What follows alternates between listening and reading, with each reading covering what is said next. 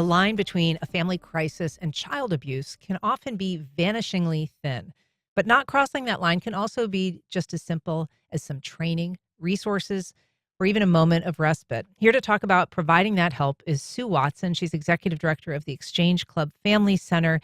Sue, thanks for being here. Thanks. Thank you for having me. So, for the past 30 years now, it's been 3 decades, Exchange Club has offered free, supportive, in home services for families.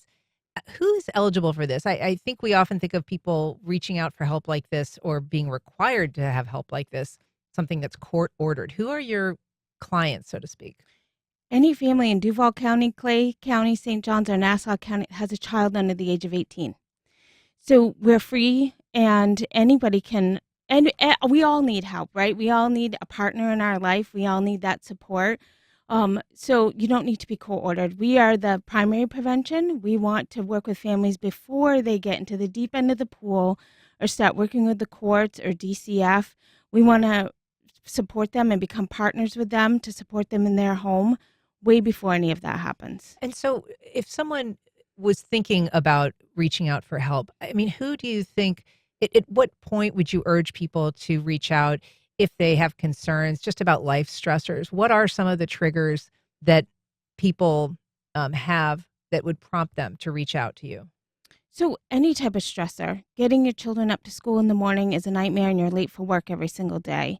Your child having difficulty regulating their emotions. It could be that you're struggling getting phone calls every single day at work because your child's having a hard time at childcare, or that you are having a hard time just functioning at home at night when you get home from work and you're stressed out and everything seems like pure chaos. hmm We can partner with you to help support you to learn new skills, new ways to communicate, new ways to deal with stress, new ways to look at the difference between confrontation and criticism. How do you communicate in your home? We have a lot of curriculum that also helps caregivers in the home, whether you're married, whether you're in a partner relationship, doesn't matter. Grandparents, how do you talk to a grandparent who might be helping you raise your children? That's what we're there for. We're here to come in as partners. You're the experts on your children. We're just here to help you and to support you and to provide some extra support. We all need that. We all need that coach standing behind us, cheering us on. And so, April is Child Abuse Prevention Month. It's sort of a time to recognize the problem. It's been in place since former President Ronald Reagan established it as a way to sort of just turn our attention to the issue. You also locally do the best that you can to kind of put it on the radar through the creation of these memorial gardens or remembrance gardens. Yeah, they're pinwheel gardens. And the Exchange Club Family Center with several businesses have planted some. DCF, FSS, other nonprofit agencies throughout the community have planted pinwheel gardens. So when you drive by those pinwheel gardens this month, please step back and think that every pinwheel that's planted there is a child. Every pinwheel is for us to remember that children are supposed to be having fun, playing, remembering that they can blow in the wind.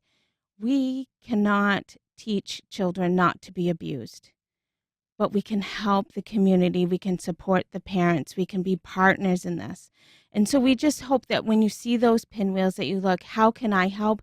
How can I be a partner? Whether it's to a parent, whether it's in your community, how can I be supportive? It's our reminder every single month when we drive by those pinwheel gardens.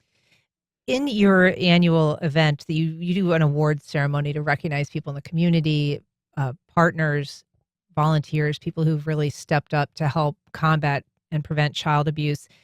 At this year's event, which is next week on April 16th, you have an abuse survivor that is going to be speaking. Derek Clark, tell us a little bit, because he really has an extraordinary story. He does. He has an amazing story. He was put in the in the foster care system at the age of 5 due to his parents' struggle with substance misuse. And he bounced from foster home to foster home. And he learned that his anger was making things 10 times worse for him. And through his work and through learning about ACEs and adverse childhood experiences and how to overcome some of that. He's now successful and travels the world talking about his journey, but also talking about his way of always fighting. There's always is a will, there's a way to overcome that. Just because you were given this situation does not mean that you have to live in that situation. He's written 7 books. He's also known as Rapper Dad, and worked through some of his anger and some of his trauma through music, and raps with his children, and has 7 books out, and is also has a lot of stuff on YouTube and Instagram, and love for anybody to go see him. And if there are still people interested, we do have some individual tickets still left for the event next Thursday if anybody would like to attend. And we do have a link to that on our website. I mean, I think one of his most powerful messages is, he came into the system with, as you said, enormous amounts of anger, tremendous scarring just from what he'd endured abuse-wise as a very young person. But he really makes, a powerful message about these kids need help in the system, and that no kid is sort of beyond repair. No kid is beyond saving. Correct. And we'd love to get to support families and partner with families before they get to that system. It's shown that, for my program, it costs us about $1,800 a year per child per year to have them in our program. If they enter the foster care system, it can cost anywhere from $40,000 to $105,000 a year per child. Same thing with the juvenile justice system. It can cost anywhere from $40,000 to $116,000 per child to be into those systems.